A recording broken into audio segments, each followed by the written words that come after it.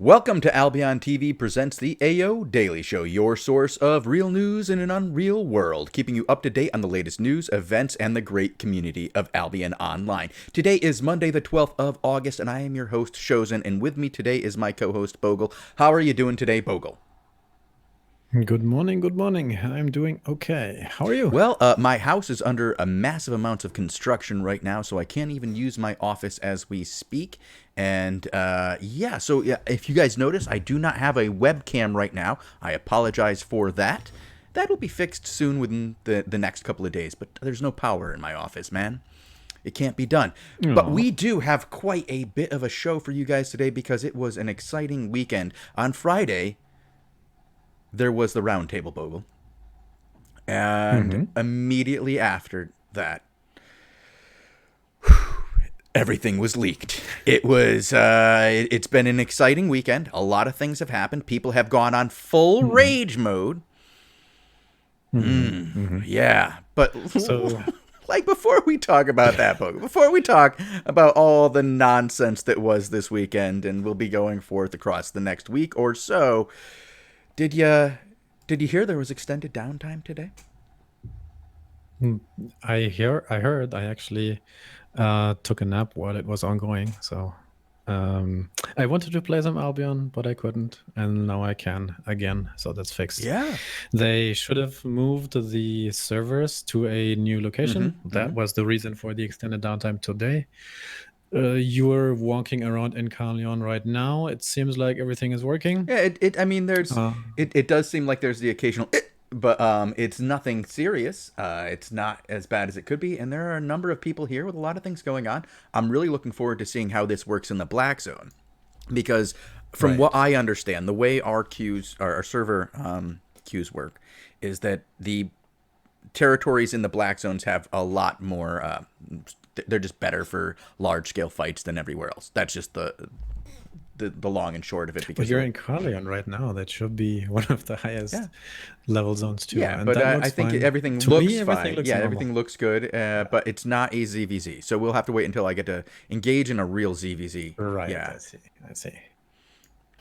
Yeah, I mean, the point why we talk about this is because they are asking for you to keep a look and report any, lag issues to them on the forums if possible, and they are trying to get the last touches on this, and then hopefully the new infrastructure should be up and running, and we should be able to put that chapter behind us finally. Yeah. But Bogle, that's not And why that- people are here today, is yes. it? That's not what they're No, here for. no. What are they here for today, Bogle? Because I mean, chat is already popping off about it. They already know that this thing happened. Everybody wants to know what's going on, Bogle.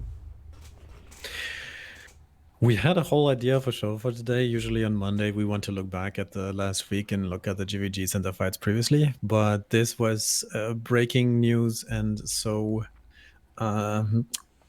overwhelmingly big that Huge we if thought big. we just have to make the whole show about it today. As you said, the roundtable, the call happened on Friday, and the posts of a few 3 out of the these 5, developer right? posts. 3 out of 5 things that were discussed Yeah, were shown. they got leaked on Yeah. Reddit.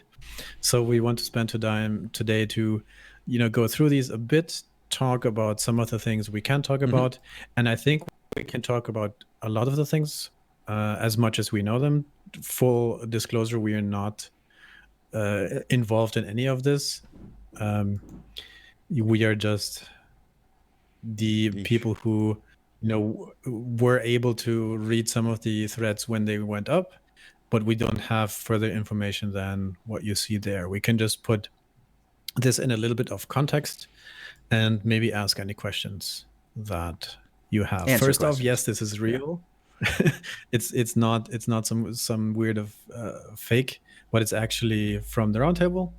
So for those people who are like, no, this is fake, it's a thing. Yeah, we've all seen And this. how do you want to All right, so start? yeah, Do you we're wanna gonna go big, we're gonna small, go or we're do you gonna wanna pick a go few small, things, or- big, or what we can talk about a little bit, because what we're gonna really talk about today mostly is the Crystal token system. That's what's going to be the big thing that we talk about. We're going to talk about some of the other things later in the week, but all of this is 100% subject to change. Let's be real clear. Robin has said, yes, we understand you guys are upset, and we're going to talk we're going to take a look at this and see what we can do to change it and maybe make some changes. But I got to tell you, Bogul, the big things here are the biggest ones is that they're taking away GVGs from territory control. That's the biggest. And that is the impetus for everything else that's happening here. Now, how they do that and the mechanism which they do that is probably going to be very similar to the way that invasion days are done in the end. But that's not going to work if there isn't some other things in place as well. One of them being the hideout system, where people can actually live in the territory, and these ZVZ 4 towers actually make sense because people are living where the ZVZs are occurring. And let's go big to smalls, because otherwise we're going to go into a bunch of details too early, and I want to catch everybody from a very far out perspective, those who might not have heard it, and I'm worried that you're already diving immediately into the fun things you want to tell everybody about, because I know you're very passionate about this. I love some. Okay, the concept, the overarching concept of this, of being that the territories are something that you live in. They're in a new map where the teams that have the most players are encouraged to be in the center of the map, where they all live in their hideouts and they fight for the most beneficial territory plots in the game through ZVZs on a regular basis to get them all to go there and fight each other on a regular basis using a smart queue, so that they can have everybody who wants to participate. Well, they're going to cap. They're going to cap. When you have these large alliances, they're going to cap, and you can put in. Oh, sorry guys, I'm covering the not live GVG that I put up. If you guys want to watch that in the background, that's Brother Pappy and Fun Stealer having some good times against June. Sorry, I got derailed there. Let me try. So what I wanted to say, because first off, this is a leak from the roundtable where a bunch of the guild leaders are getting the option to discuss change. Secondly, there was the announced rework of the Outlands a while back, and there we had seen the roadmap of that published a while ago. And now in the roundtable, there was a first more detailed concept of how that roadmap will play out further.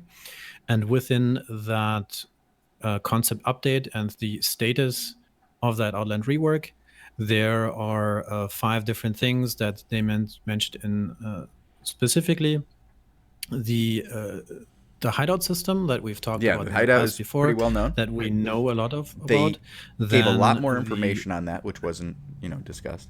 Right. Then the new smart cluster queue, where that's an option to prevent zone locking and figuring out a way how to deal better with large alliances, just having so that an option to block so they others can fight each other. Even the most important thing is this allows them, and this is why this works well in the new map, is it allows them, the large groups, to fight each other with large groups of players at the same time. Right. Then we have a proposed method of changing how territory conquest works. Then we have the new Outland map, where we can say straight up, we're not going to talk about this today because there are no new details really. And then we have the proposed change to the new thing, which is called the Crystal League, which is almost like a replacement for the 5 versus 5 GVG system. It is the 5. It is the replacement, where you have a new purpose for the 5 versus 5 content. And now the question is, these 5 building blocks, how can you put them together so it makes for a better new experience that deals with a bunch of the issues of Albion? And today, I think you want to look specifically at the Crystal League, and we can mention a few of them. I wanted to give, to me, they all work together to make something that that works together to allow everybody to have a place in the Right. Outlands. Yes. Like, if you don't have a place where large groups of players can fight together as they're large groups of players, you will continually have the situation where those large groups either are able to swarm across together, attacking smaller groups and just denying content, or they would spread out to cover a large area, which is, again, not what I think that they want to do. They don't want you to get your 10,000 men of Arch to each spread out. They want to get you to throw your guys at a particular target and wait in queue. And, maybe fight over 5 territories, because the waiting in queue, hold on. The queue thing, you have to understand, is waiting in queue does not mean you're like waiting in some zone, waiting for something to happen, like some mysterious zone. You're still in the next zone. And so if people are knowing that you're coming from the next zone and you're fighting at a numbers level that's evenly matched, it allows for cooler tactics like sweeping around and fighting in different areas and stuff. It'll be interesting to see how that works. So I have questions about the queue, but I think that the queue is important and necessary with the new map to allow for large groups of players to fight each other for very specific things. Like, and if you were to make it so that they all decided to go out for as many things as they could take themselves, you'd have the situation now where smaller guilds still would have to face these larger super alliance. But if you give them all something to focus their energies on together in their large masses, which they don't seem to want to give up, that's a way to do it. And you make the rewards in those areas as good as possible. You make it so that they're as easy to attack from multiple angles as possible, so you have multiple forces fighting for them. And if you have multiple forces fighting for them, people are going to come up with alternative routes to go attack the back end of forces. It's going to be interesting to see how these guys end up fighting each other in different territories when they're all close to each other with their large forces. And what this, I think, does is allow the smaller guilds to actually fight each other out in the other areas of the world.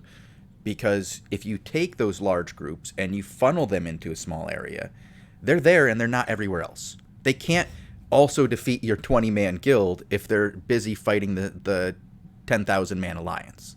Do you know what I mean? Okay. I mean, it makes sense. The hard part is of course the nitty-gritty details of, if you want to join a zone and who can stay and who gets ported out for whatever rules and reasons. And we don't have time to go looking at all these rules and discussing all the queue options here, but honestly there I just trust the devs to make a good call in the end. They have a longer proposal out there that's not part of the roundtable leaks, but since it got mentioned there, it's a system that tries to find a solution to the zone locking issue in the large fights, and they're looking at that, and it looks like it's a good first proposal. But it's again, subject to change. We don't have time, and I think it's a necessary tool for the way everything else is supposed to work. If it's going to be a situation where large alliances still get to be functional as large alliances, and small alliances don't have to worry about them, because they aren't competing for the same things. Now it's army versus army instead of 5-man versus 5-man. That's the way this has changed. But let's get on to the next part here. We got through the queue, and we have about 15 minutes left of show, and I really wanted to talk about the Crystal League, because I think that people are freaking out mostly because they feel like GVGs are going away, like that they don't have a place for them now. And that is true. They're not going to be for territory control, and I feel that I didn't want to be too harsh on this Crystal League, but the current iteration of the Crystal League proposal doesn't do the most important things to encourage more people to be able to play in GVGs, and to give the people who are high-end GVGers a daily high-end GVG experience. But there are two things to the side of the story, right? One is talking about whether or not 5 versus 5 should be the way you gain control, hold, and defend your territory, or if that should move to a ZVZ sort of gameplay style. And honestly, because I want to talk about this briefly, I think that's almost decided already that this is going to happen. Because of the issue that too few people are involved in the GVG conquest per se. Tiny. Right. And to have so few people dictate the way territory control works is something they are not happy with and want to figure out a solution how to change that. And then the other thing is what you say, that the Crystal GVG League and the GVG system is something that needs to be able to replace the competitive 5 versus 5 gameplay that is to a large extent very integral to the DNA of Albion, while recognizing that it's potentially a problem to have that 5 versus 5 dictate too much of the territory. It's something Bogul, you've been following me since I started making proposals on how to fix the game, and the very first thing I said is that 5v5 for GVG, for territory control, is just not fun for the majority of players. It's just there's too many people who don't get to participate. The stress of this event is too much for the average player, because like we've been talking about this recently, that now when you try to get in as a 5v5, you're almost guaranteed to face somebody who's way, way better than you. Like, you can't go to the Royals, you can't get involved in Crystals, you can't go to the Black... Like, where do you GVG? Scrims? Scrims, is it? Sorry, but scrims aren't real. Yeah. They are a scrim. The current proposal for Crystals has a couple of flaws that I think are very key. One, that it encourages high-level players... People don't even know what the I know that I can't get... So, I don't know if we can go... Can we go over the whole proposal, Bogle? You think that's allowed? Because it's on the dang Reddits, isn't it? The whole thing for Crystals. Okay. Yeah. So I think we should give a short summary of what they will do with the GVG system. Hint, it's going away. 2, what will replace that. Hint, the idea currently is what is called the Crystal League, the Crystal GVG League. And thirdly, what will happen to the current Crystal GVGs? They will be both merging into the new system. So the main goals of this new system is to make GVGs accessible to more players while keeping it highly competitive, to increase the rewards for successfully participating in 5v5 battles, and to keep 5v5 relevant in the guild season. The Crystal League has some proposals that it's basically you get a token, okay, and you can buy that token for 250,000 silver or some other value in the future, and then that token levels up every time you win, but when you lose, it's destroyed. During the week, every day, during many times during the day, you can participate in towers 1 through 4, or tokens 1 through 4, and then at particular days of the week, the higher levels can participate, and then once a month, the level 10s can participate together. Now, where this starts falling apart is that if you win a GVG, you can't play against somebody in a lower rank for 2 days. You can't go into another one for 2 days. Now, that just means that people are going to create alts. They're just going to make alts. You can sell tokens at rank 1 through 4, which means that people are going to farm rank 1 through 4 and sell them. In this system, it encourages high-level players to either make alts and farm the tokens so that if they lose a battle above 5, they have a level 4 token waiting for them, or it encourages smaller teams to farm tokens up to level 4 and then sell them to better teams because they don't want to lose these valuable tokens when they lose their battle. Now, it gets convoluted in certain areas, and I don't want to go into specific details on them because, like I said, a lot of this is subject to change. And one of the things I want to do is, guys, if you have a complaint in this game, was the whole point of us bringing this up today, is if you have a complaint with something you don't like about the game, it's easy to say you don't like it. It's a lot harder to make a system that would work, to actually make a constructive post and say, this is how I think something like this with your ideas. If what your goals is to make 5v5 accessible to more players, increase rewards, and to keep it relevant, that's where you go and you go, I'm going to make a proposal to do this. As Funstealer has said many times in chat, what I did this morning was I took their suggestions and I said, how can I make a simpler version of this and make this for something that everybody can participate in. And let me see if I can't bring up my post, because it's better written than I actually am stating it now. As geez, there's some haters in chat today. A few more things I'd like to mention. Specifically that right now the idea is that on lower token levels you're supposed to have a IP cap that is fairly low on the lower levels and goes to almost uncapped at the highest of tiers, and that you can participate in them without owning a tower, right? So you can just participate from a location where this token is sold, which is I think the energy manipulator, and then if you have that in your inventory, you can participate in the league, and you don't need to have a fixed location in the open world to do that, and you don't need to be in the same guild either. As long as you have the same token, then you can join it. And then same tokens get matched, and the rewards supposed to be the reward, pretty good. Like that's why there's some parts of this are really good, but there you said something that makes it more complex that I worry about when you said that same tokens will get matched.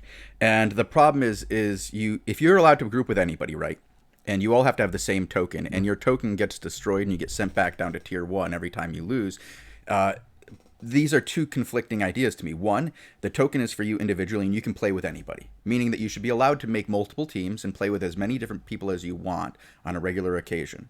But if you're destroying that token, and say you have 5 guys who play together every day, and then one person can't go on Wednesday, and everybody still wants to GVG on Wednesday, so they bring in an alt who also has a tier 4 token, but somehow they lose, which happens. Now everybody's back down to a tier 1, so your buddy comes back the next day and he can't play with you unless he just basically says, okay, I'm going back to the beginning again. This in no way recognizes your over the season accomplishments. Like, people are going to lose all the time, but to me the token no longer represents how good you are. It's how good you can just win over and over and over again, and it only rewards the very best of the best at getting their 10th token. Now, I think isn't that the purpose of it? To well, no, that nowhere does it say in the purpose of this is to make GVGs more accessible to people, to make it so that there are good rewards for people. And what was the other one? There was a third one. Oh boy.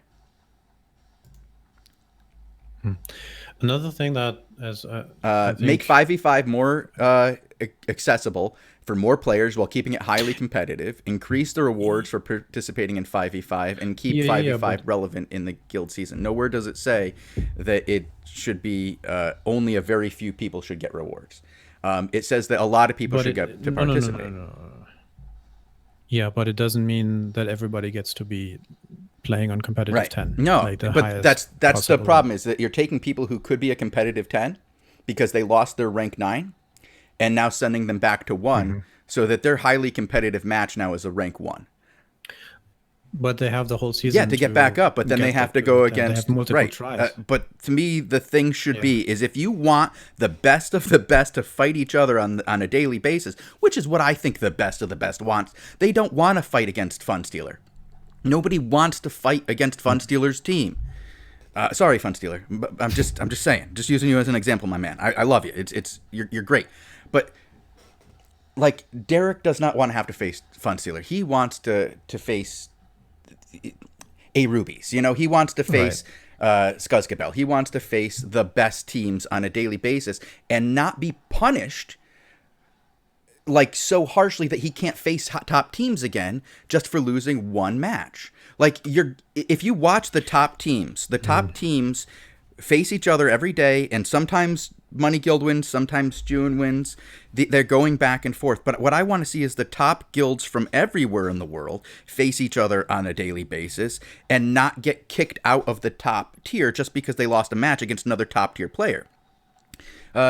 If you keep sending the top tier players back to going down into the T1 ranks, and only allow them to compete at the highest levels 1, 2 days, 3 days a week, that is punishing high level players over and over and over again. The only, like, my proposal was simple. Like, the your token gets destroyed in one of two ways. One, if you lose a tier 1 match, you have to buy it again, because this is your entrance into the world to play, and some people are going to troll if it's free. It's just straight up truth. People are going to troll if it's free, but if it has an entrance to get in and you only lose it if you lose at the lowest level, you can get up. You can do more. You can start playing, and once you get to tier 2, you actually, you can start gaining levels and start doing something good. Daily GVGs, you win, it goes up. You lose, it goes down. You always get placed against a team that has a similar ranking, not against a T1 because you lost your T7 match. You lose your T7 match, you'll play against a T7 or a T6 the next day. You won't be playing against a T4 or T2 or T1. You're going to play against the people you are close to. You can have more than one token. So that if, say, you want to play with your best team 3 days a week and play with your buddies 2 days a week, you can do that, and you can still take that best token, and that token represents the best that you can do. And players should not be rewarded for what they do at the end of the season. They should be rewarded for what their peak achievement during the season. So if at one point you were able to get up to a rank 10 token, that's your peak for the season. That's what you get rewarded for. That's your big reward for the season. That's what you get. You get the peak that you got to, not what you were at the end of the season because, one of your GVGers left and you've been playing with some scrubs, but you were at one time really good. No, you're getting what you did at the best.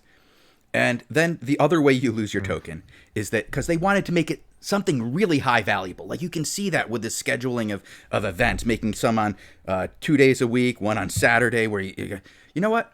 Do a once a month battle where everybody in the same bracket of levels goes into a tournament once a month, and the winner of that shit gets some big prizes for every rank. Go ahead. Can you game that system by win trading?